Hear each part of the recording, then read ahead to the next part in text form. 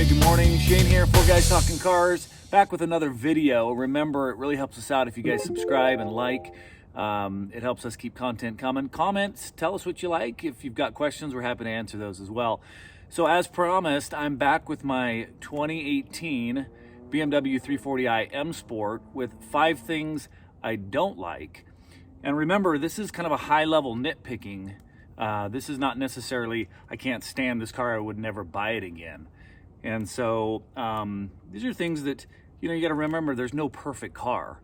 And so I'm just being real and honest. If you're out there searching for a 340i in this particular generation, you're going to find these things. If you go on to forums and blogs, you'll find people kind of talking about the same thing. So let's get right into it.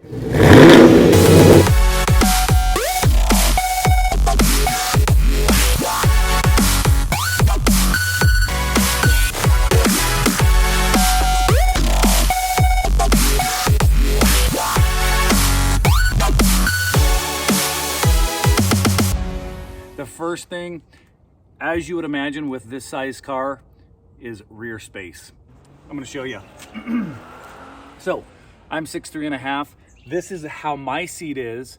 This is me trying to sit behind myself.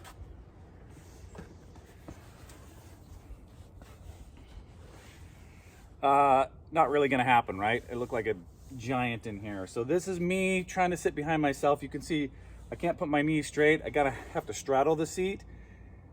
Headroom's not bad, but my head does hit the top, and so if you're going for a long ride, probably not the place you want to be.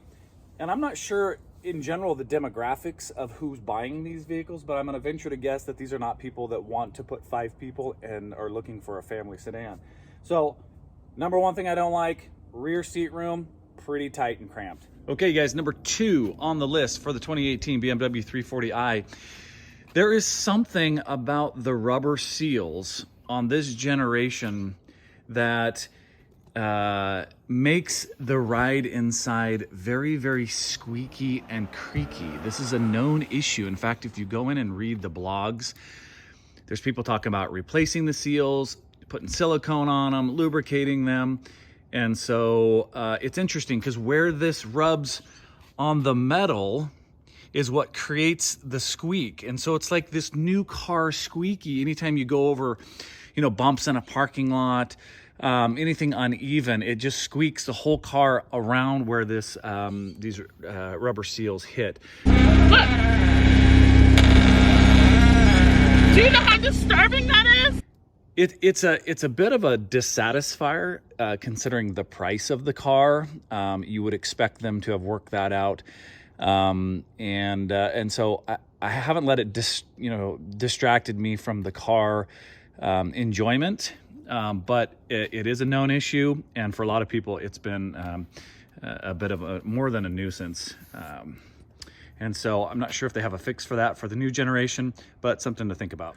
Okay guys, next on the list for the 2018 BMW 340i are the tires. These are 255 35 R19s, Michelin Pilot Sport run flats.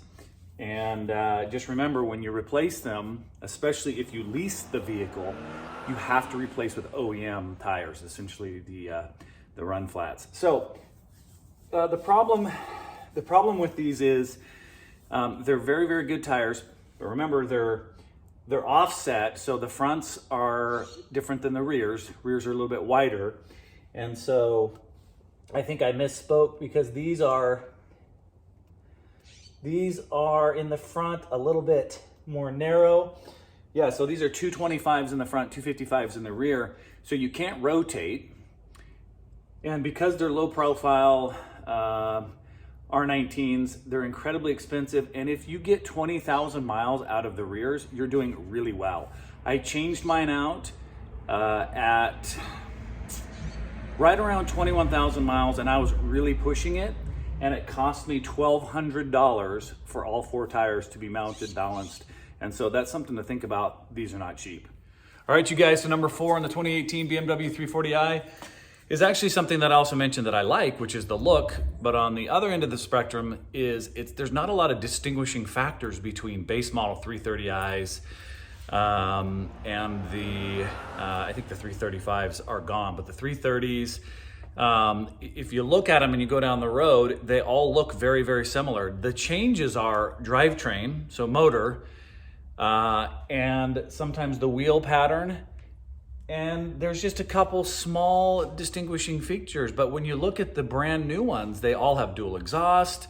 You can buy the M Sport with the 330i's, and so it looks like any other 3 Series riding down the road. And from an enthusiast perspective, the difference in cost can be $25,000 to $30,000. And so just keep that in mind, that if you're really looking for the performance tuned motor and engine, which is, or the drivetrain is, which is what I've got, you're going to pay for that, but you're not necessarily going to have something that's really just screaming that you're going to stand out. I don't really care. I love the car, but it is something to think about. The styling, the differences are not like dramatic. Okay, and finally, the number 5 thing that I don't necessarily like, but it's a sedan that sits low to the ground, is the low front end. Now, I've been blessed to have kept the front pretty nice, but underneath there is some scrapes. You've got to be careful when you're leaving driveways, when you're pulling up. You got to be careful those parking lot concrete blocks. I've seen quite a few wrecked front ends, and so you've got to be careful when you're backing out and going over speed bumps that you don't wreck that front end, because I tell you, anything on the BMWs, you know this, maintenance, parts. You saw my other video. Go back and check out just a simple scrape and a dent in the back was, you know, $3,000. But yes, low front ends like mini sports cars, you've got to be careful. There are parking sensors that you can see that help with how close you're getting, but sometimes it's a little too late by the time you bump and scratch that front end. So keep that in mind. Okay, guys, that wraps up another video. 5 things I don't necessarily love, and probably wish I would have known, although I don't think it would have changed my purchase, but may help you if you're deciding between some of the other competitor cars. Keep that in mind, and then balance this with watching my video, 5 things I do like.